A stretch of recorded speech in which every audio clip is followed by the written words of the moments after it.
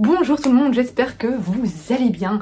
Je vous retrouve aujourd'hui pour vous filmer mon bilan, mon top 10 de l'année 2022. Je ne fais pas comme l'année passée les awards par manque de temps et ouais, voilà, tout simplement j'avais adoré faire les awards l'année passée. Cette année j'ai un petit peu moins envie de faire ces awards littéraires, donc je me suis dit je vais vous faire un top 10. Ça a été d'un compliqué, vous n'imaginez même pas. D'abord j'avais sélectionné les livres, j'étais à je crois 28. Je me suis dit non, il faut que tu réduises. Déjà j'ai enlevé les BD du coup, peut-être que je ferai un top au niveau des BD dans une autre vidéo, on verra, mais j'ai enlevé les BD. J'étais à 20 et puis je me suis dit 20 ça va quand même être long comme vidéo, et du coup je me suis dit Laura prends-en 10, tu citeras les autres à la fin, mais prends-en 10. Voilà, ça a été d'un compliqué, ça m'a déchiré le cœur, j'en ai versé des larmes. Mais ça y est, j'ai mon top 10, fait plus ou moins dans un ordre de podium, mais voilà, c'était très dur également de faire par un ordre de podium. Je savais d'office les 3-4 premiers lesquels ça allait être, après c'est un peu on fait au hasard, hein. Mais voilà, mon top 10 des meilleures lectures de l'année, sachant que j'ai lu, je pense, environ 300 livres, je pense, l'année passée. Il faudrait que je revoie le chiffre exact, mais j'ai lu sûrement entre 250 et 300 livres, BD et manga compris. Donc 10, voilà, c'était assez compliqué, j'ai lu énormément. J'ai eu l'expérience Charleston, évidemment, qui a envahi mes lectures. Donc voilà, je vais aller regarder combien de livres j'ai lu, ça me perturbe. Je vous reprends. Voilà, je viens d'aller vérifier, j'ai lu 287 livres, sachant qu'il y en a 3 que j'ai oublié de mettre, donc c'est 290, 290.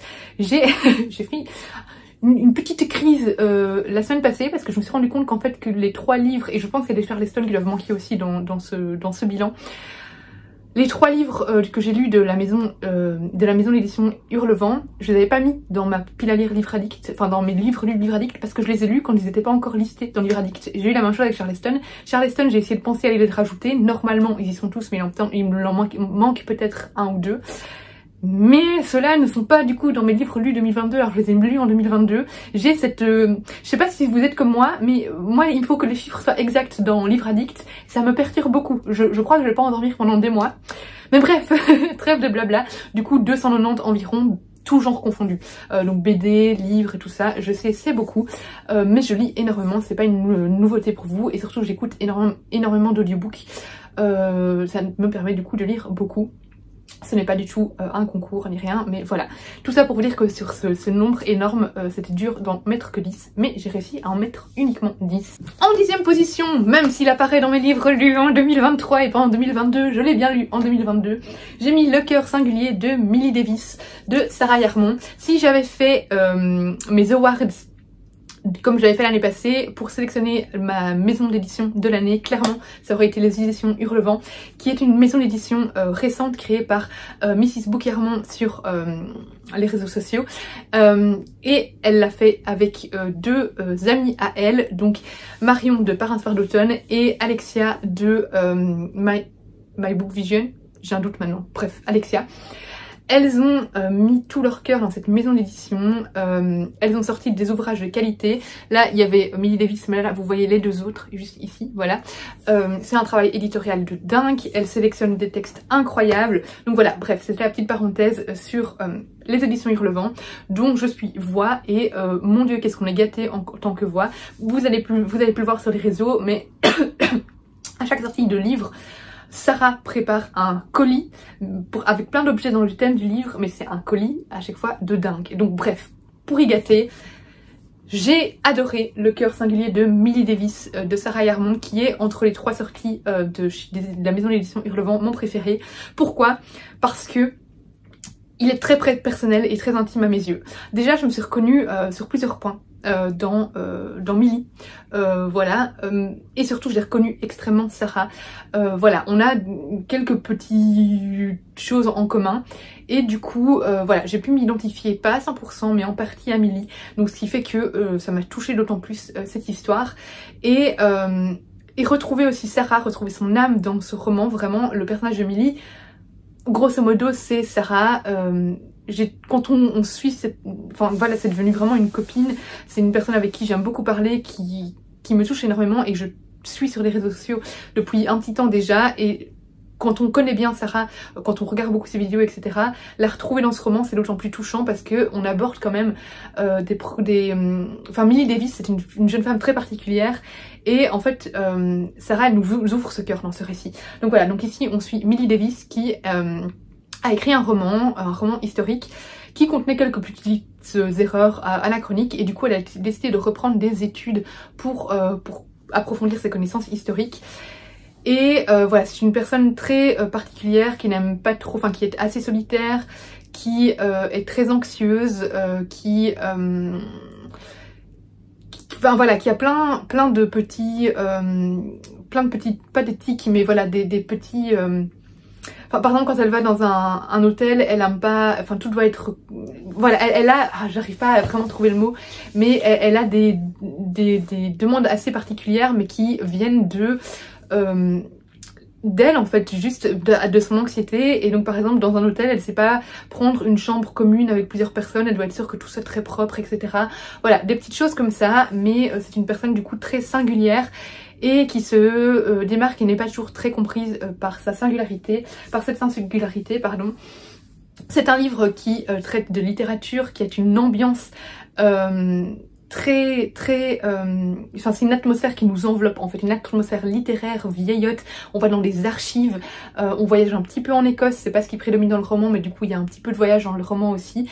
Et voilà, c'est très littéraire et c'est une histoire que j'ai beaucoup aimée. Si je parle de 5 minutes pendant chaque livre, cette vidéo va durer 2 heures. Donc voilà, Millie Davis. Je vous laisse retrouver mes avis sur Instagram et sur YouTube, mais c'était une vraie pépite. C'est bien, ici tout est vite, du coup je vais devoir tous les ranger là petit à petit. En 9e position, nous avons L'épée, la famine et la peste. J'ai mis le tome 2, c'est le tome 1. C'est parce que je viens de faire ma pile à lire du page Instagram, du coup je suis allée prendre celui-là. Mais bref, imaginez le tome 1 ici. Où est-ce qu'il est mon tome 1? Ah voilà, c'est mieux, Laura, ça ne ressemble à rien. L'épée, la famine et la peste, le tome 1, donc c'est le tome 1 d'une biologie par Aurélie Wallenstein qui est une de mes autrices préférées, vous le savez déjà. Ici, on est dans la fantaisie médiévale, on a la plume d'Aurélie Wallenstein qui est toujours aussi travaillée, aussi originale, aussi qualitative. Elle crée des univers, mais on se demande cette imagination, où est-ce qu'elle va la chercher, ses idées, etc. Elle a une imagination débordante, chaque histoire est complètement différente à chaque fois. Ici, c'est un monde qui est... en fait, on aborde un peu les chasses aux sorcières, tout ce qui est aussi inquisition, etc. Dans un monde de fantasy, où on a 3 personnages très différents, un ancien inquisiteur, une jeune femme qui va être accusée de sorcellerie et un enfant qui va devoir fuir son village pour diverses raisons. Ils ont tous des particularités, c'est assez étrange, c'est assez angoissant comme ambiance et tout tourne autour aussi d'araignées. Voilà, je ne veux pas trop vous en dire, mais c'est un univers incroyable et Aurélie Wallenstein fait toujours un travail de dingue. En 8e position, j'y ai mis Les Sirènes de Malibu de Taylor Jenkins Reid. Ça a été l'occasion pour moi de découvrir cette autrice. Voilà, j'en ai profité pour lire ensuite Daisy Jones and the Six, que j'ai absolument adoré, une vraie pépite. J'y ai mis Les Sirènes de Malibu. C'était dur aussi de se limiter à... Enfin, dans les livres Chatterton, à prendre mes préférés parce que j'en ai aimé tellement. Mais celui-là fait clairement partie de mes préférés parce qu'il y a une ambiance bouillonnante dans tout le roman. Il y a vraiment un rythme qui s'accélère. Vraiment, on sait qu'il va arriver quelque chose, on sait que tout tourne autour d'un incendie. Mais on sent au fur et à mesure du roman cette tension qui monte et on monte en tension nous aussi. La plume est absolument immersive et les personnages sont juste divins. On suit une famille en fait... assez aisé à Malibu, du coup c'est un peu tout le milieu aussi, le milieu chic, le milieu des paillettes, des strass et paillettes de l'Amérique. Et on sait que tout va partir en cacahuète à une soirée et tout va tourner autour de la famille, voilà, autour des frères et sœurs de ce roman. On est en 1983 et voilà, c'était une ambiance que j'ai beaucoup aimée et je ne peux que vous conseiller ce roman. Les mots ici sont parfaits, exaltation pure, ensorcelant, rythme narratif sublime, ça correspond parfaitement. En 7e position, j'y ai mis mon meilleur roman de Noël de la vie, enfin, de tous les romans que j'ai pu lire. Les personnages s'éveillent sous les flocons de Sophie Jomain, c'est également mon livre préféré de Sophie Jomain. C'est le roman de Noël que je cherche depuis des années, vraiment.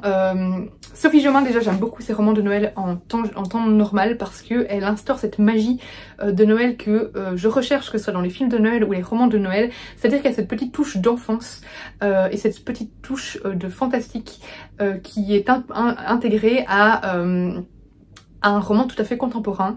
Voilà, c'est ce que j'aime bien, c'est qu'ici on a un mélange, en fait, quand on parle de films de Noël, par exemple, on a un mélange des films de Noël pour enfants avec un mélange de... Enfin, c'est un mélange de films de Noël pour enfants avec les romances contemporains, les films de Noël, voilà, qu'on peut avoir l'habitude de regarder à cette période. Et du coup, ça fait un mélange explosif et ça me fait le livre de Noël idéal, pour moi en tout cas.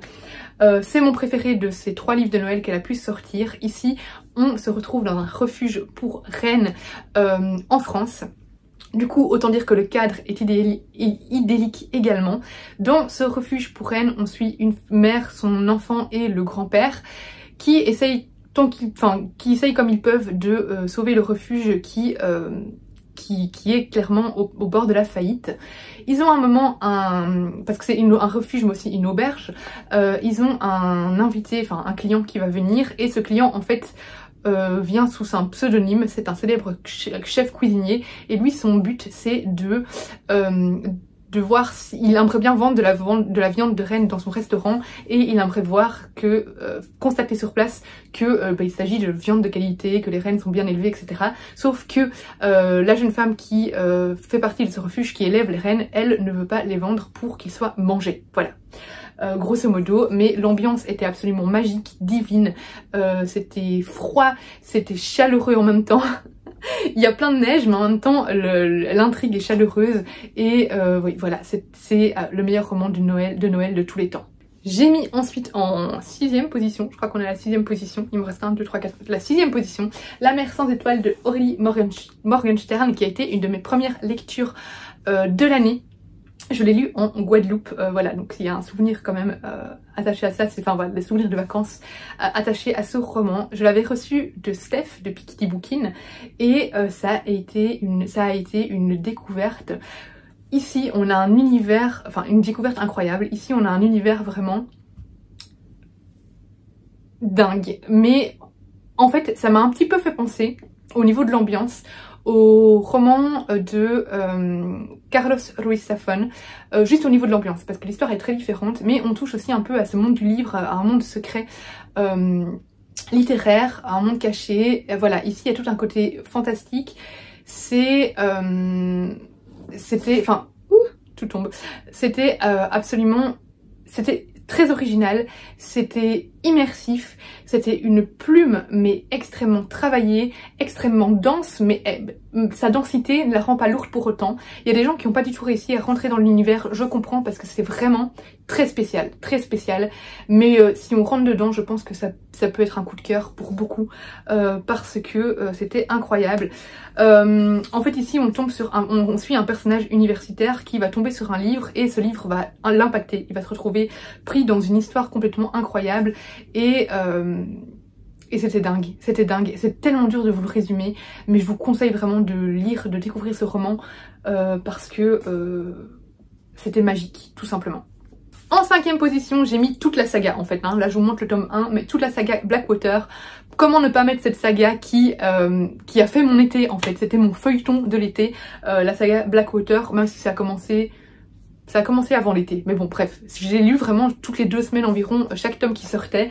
Du coup je trouve qu'il y a un petit côté nostalgique et enfin voilà, il y a un petit côté spécial parce que ça m'a accompagnée sur plusieurs mois et c'était vraiment le feuilleton qu'on attendait, où on attendait des nouveaux épisodes et en plus c'est d'une grande qualité. Il y en a qui ont fortement accroché comme moi, il y en a qui ont un peu moins accroché, dès qu'ils n'ont pas trop trouvé, enfin compris le buzz autour de cette saga. Personnellement j'ai adoré parce que il y a un côté très cynique.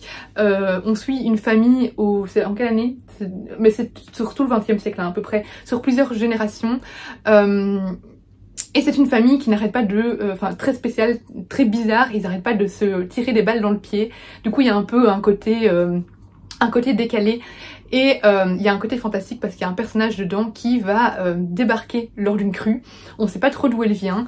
Et en fait, ce personnage, on sait directement qu'il y a un côté assez sombre autour d'elle et que voilà, il y a tout un côté fantastique dans le roman.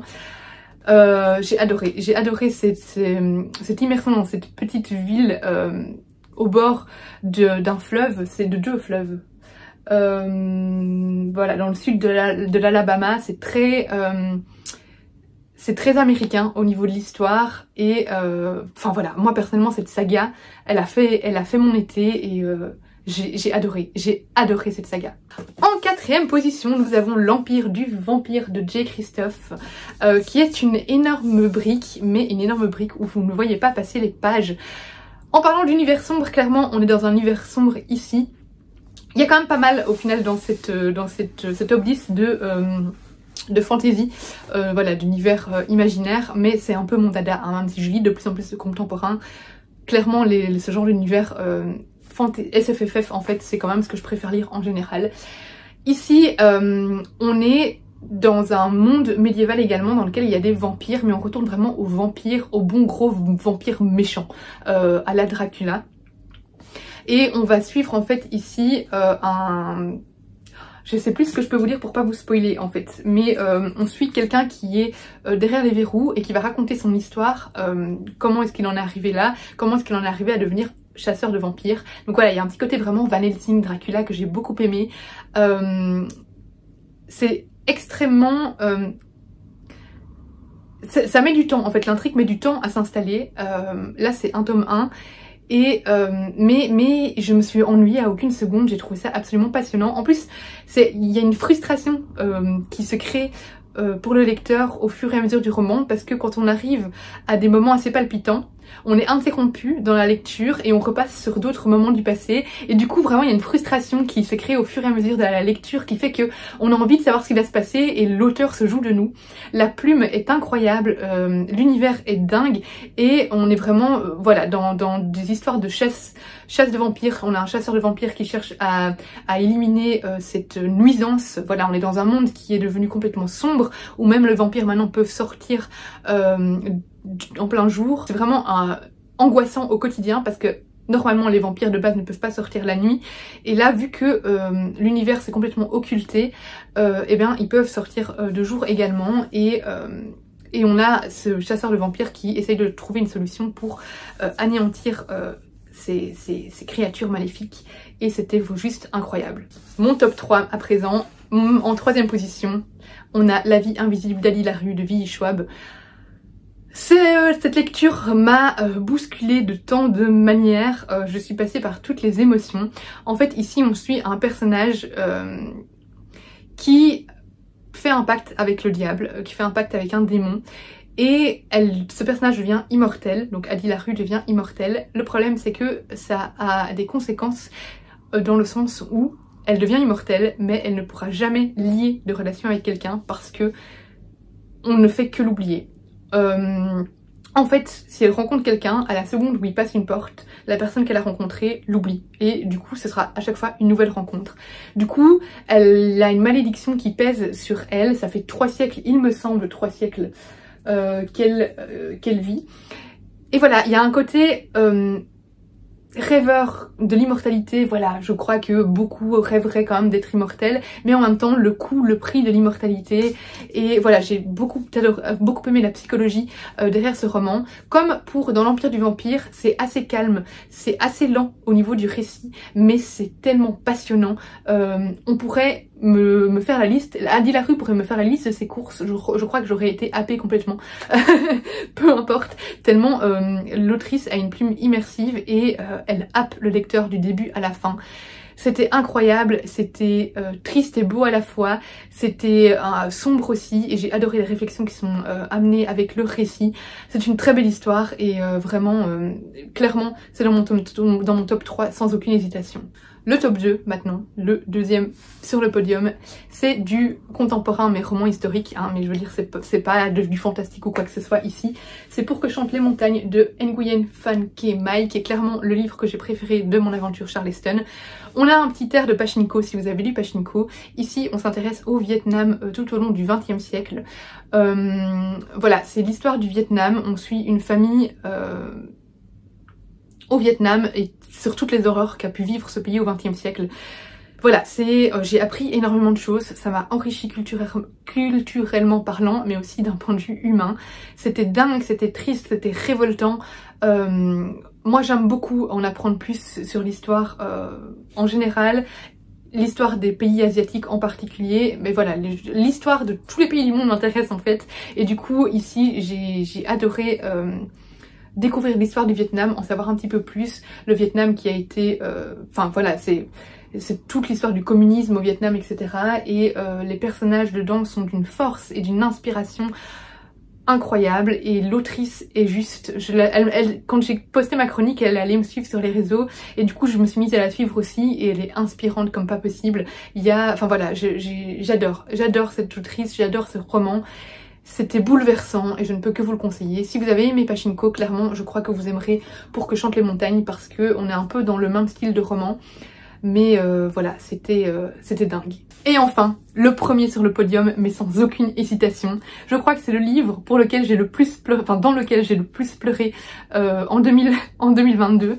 Voilà, on me demandait il y a quoi quelques semaines quel est le dernier livre dans lequel j'ai pleuré.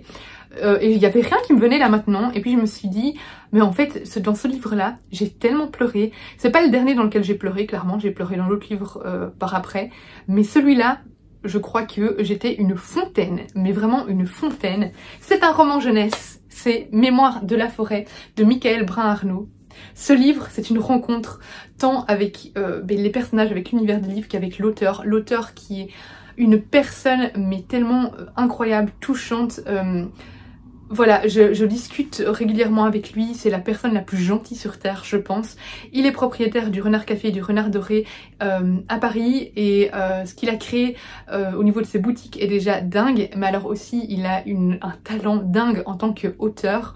Il va sortir bientôt un livre, là il est déjà précommandé chez moi, enfin je l'ai déjà précommandé, Vallée Close, qui est un livre adulte, que j'ai hâte de découvrir aussi, qui est bien plus sombre que celui-ci apparemment. Et le tome 2 de Mémoire de la forêt va sortir en mars, je pense. Et clairement, dès que je le recevrai, je le lirai directement. Mais voilà, il a créé autour de ce livre-là tout un univers, parce qu'il y a aussi tout un univers musical qui se tourne autour, enfin qui a été créé autour du roman. C'est un vrai artiste. Voilà, il est bourré de talent et voilà, en fait dans ce livre là on a une chanson, et cette chanson l'auteur en a fait quelque chose en fait, et du coup j'ai pu notamment assister, mais il l'avait déjà montré plusieurs fois sur les réseaux, à une mise en scène de cette chanson avec des chanteurs, avec des musiciens, et je crois que les moments où j'entends la chanson, à chaque fois j'ai envie de pleurer, et j'ai les larmes aux yeux tellement c'est beau, tellement ça me touche en plein cœur, et tellement, enfin voilà, c'est émouvant. Danse si tu veux, rêve si tu le souhaites, mais ne grandis qu'un peu dans la forêt secrète. Vois mon amour, comme le temps s'arrête, et les arbres autour seront notre cachette. Dors si tu veux, pleure si tu es triste, du sucre de nos yeux je ferai des délices. Quand ton arbres pour jouons aux devinettes, et du mauvais jour font des jours de fête. Et cette histoire-là est tellement belle, ça aborde un thème qui est au final universel. C'est un roman pour enfants, mais qui parle aux adultes également, et qui est juste sublime, tout simplement. Vraiment, à chaque fois que j'en parle, je suis super émue. Je vais pleurer. Ah, c'est dingue ça. En fait, ici, on suit... Oh, punaise. Ici, on suit on suit Ferdinand Taupe qui travaille dans une librairie et un jour il va, pas Ferdinand Taupe, pardon, on suit Archibald Renard qui travaille dans une librairie et qui va un jour avoir la visite dans sa librairie de Ferdinand Taupe qui veut retrouver un livre qu'il avait déposé à l'époque dans sa librairie. Et ce livre va être acheté, enfin ce livre a été acheté en fait la veille, il me semble, par quelqu'un. Et donc Archibald Renard va aider Ferdinand Taupe à retrouver ce livre, retrouver l'acheteur. Et on va découvrir en fait à travers ce roman l'histoire de Ferdinand Taupe qui perd la mémoire. Et voilà, on parle du coup d'Alzheimer dans ce roman-là, de la perte de la mémoire. Et on va découvrir son histoire qui est absolument bouleversante et belle et touchante. Et les personnages sont dingues, l'univers est dingue, la plume est dingue, tout est dingue. Et les dessins qu'on retrouve dans ce roman sont d'une qualité... voilà, je trouve que c'est la dessinatrice parfaite pour mettre en image cette histoire. C'était... Voilà, j'ai pas les mots pour parler de ce roman parce que je trouve qu'il y a aucun mot qui est à la hauteur de la qualité de ce texte. Mais c'est le livre, je pense, qui m'a le plus ému. Enfin, il fait partie des livres qui m'ont le plus ému de ma vie, ça c'est sûr et certain. Et qui me marquera le plus dans ma vie de lectrice, c'est sûr et certain également. Voilà, livre jeunesse, mais... tellement adulte en même temps que top 1 sans aucune hésitation et je continuerai à le conseiller à tout le monde de le lire. Voilà, c'est tout pour mon petit top 10. Je vais vous citer les autres livres que j'avais mis dans ce top, voilà, comme ça juste pour les citer, mais voilà, que j'ai décidé d'éliminer parce que je voulais en mettre que 10. J'avais donc mis également Steam Sellers le tome 3, De rouage et de sang, le tome 2 de A.D. Martel. Steam Sellers c'est de E.S. Green. J'ai mis Le Grand Monde de Pierre Lemaitre, qui fut une de mes premières lectures d'ailleurs de 2022 également. Le Magasin des jouets cassés de Julien Rampin. J'avais mis On n'empêche pas une étoile de briller de Tony Béard, je pense. La Duchesse de Buckingham de Shanna Malka. Voilà. J'ai mis Mal d'Aurore, la saga, le tome 1 et le tome 2, qui est une saga jeunesse d'une originalité incroyable et qui se démarque vraiment des univers jeunesse qu'on peut trouver ces temps-ci. J'ai mis L'Antre des Louves de... où est-ce qu'il est? Je ne me souviens plus de l'autrice, mais... je sais pas si je l'ai ici. Ah si, mais voilà. L'Antre des Louves de Elodie Harper qui nous emmène à Pompéi, dans l'Antiquité. J'y avais mis Americas de... comment il s'appelle? Ludovic Manchette. Et où est-ce qu'ils sont? Mais cherche midi. De Ludovic Manchette et de Christian Niemek qui nous emmène sur les routes des les routes américaines. Et voilà, le reste c'était des BD, donc ça normalement je ferai peut-être un point BD, mais donc voilà les autres livres que j'avais mis en plus des BD. Donc là, les BD, je vais vraiment essayer de vous faire un point à part pour pouvoir vous parler un petit peu de tout le graphique en fait, hein, pas que les BD, les albums jeunesse aussi, etc. Voilà, donc ça ce sera pour un autre point.